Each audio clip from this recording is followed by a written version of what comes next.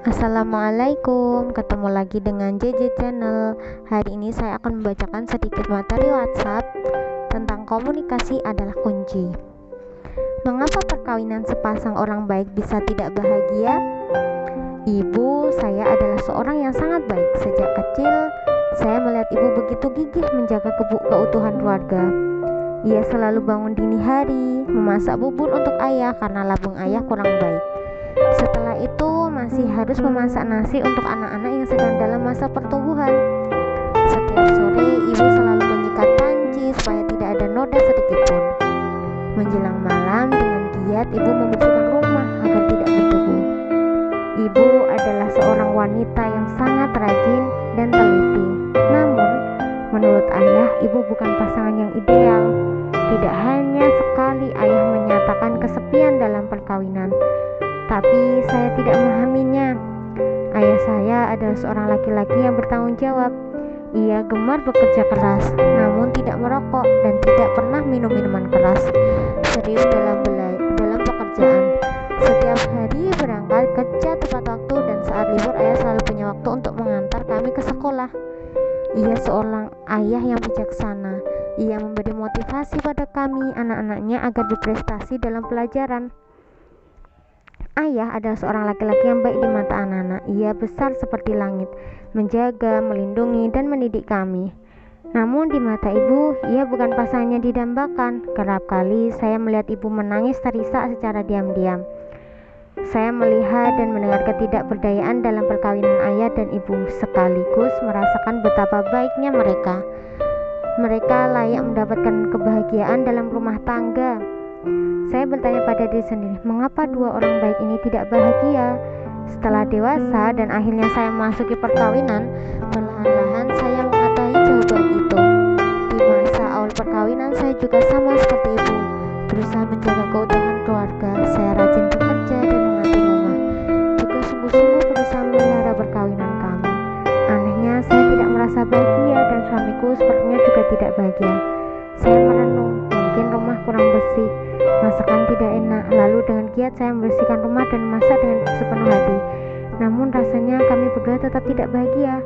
Hingga suatu hari ketika saya sedang sibuk membersihkan rumah, suami saya berkata, "Temani aku sejenak mendengar alunan musik."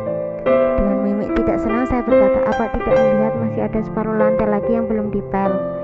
Begitu kata-kata ini terlontar, saya pun termenung. Rasanya kata-kata itu sangat akrab di telinga.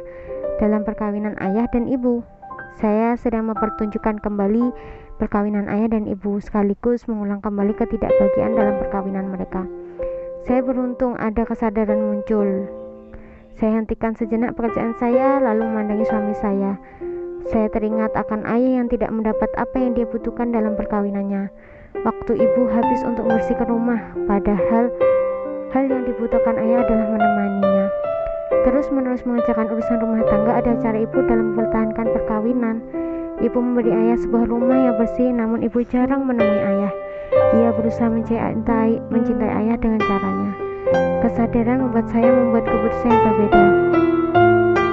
Saya hentikan pekerjaan saya lalu duduk di sisi suami, menemaninya mendengar musik, dan dari kejauhan saat memandangi kain pel di atas lantai, saya seperti menatapi nasib ibu. Saya bertanya pada suami, "Apa yang kau butuhkan?"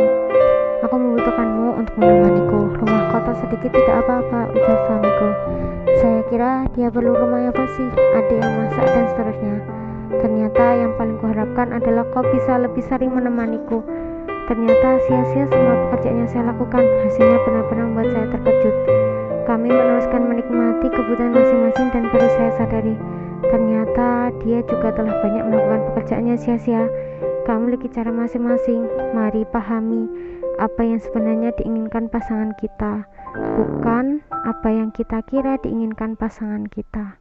Sejak itu saya menderetkan sebuah daftar kebutuhan suami dan meletakkannya di atas meja. Begitu juga suamiku, dia menderetkan sebuah daftar kebutuhanku, puluhan kebutuhan yang panjang dan jelas, misal waktu senggang menemani pihak kedua mendengar musik, saling memeluk setiap pagi, memberi sentuhan selamat jalan bila berangkat, dan seterusnya.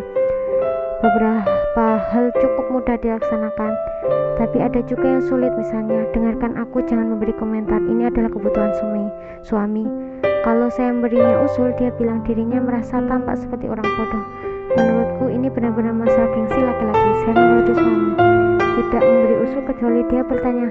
Kalau tidak, saya hanya mendengarkan dengan serius. Bagi saya ini benar-benar sebuah jalan yang sulit dipelajari, namun jauh lebih bermakna dalam pernikahan kami.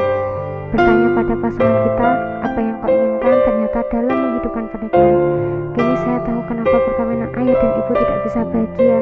Mereka terlalu bersikeras menggunakan cara mereka sendiri dalam mencintai pasangannya, bukan mencintai pasangannya dengan cara yang diinginkan pasangannya. Kita mungkin sangat lelah melayani pasangan kita, namun dia tidak menghargai. Akhirnya kita kecewa dan hancur. Setiap orang pantas dan layak memiliki sebuah perkawinan yang bahagia. Cara yang tepat untuk meraih bahagia menjadi orang yang sungguh-sungguh dibutuhkan oleh pasangan kita, bukan apa yang kita kira dibutuhkan oleh pasangan kita. Semoga bermanfaat.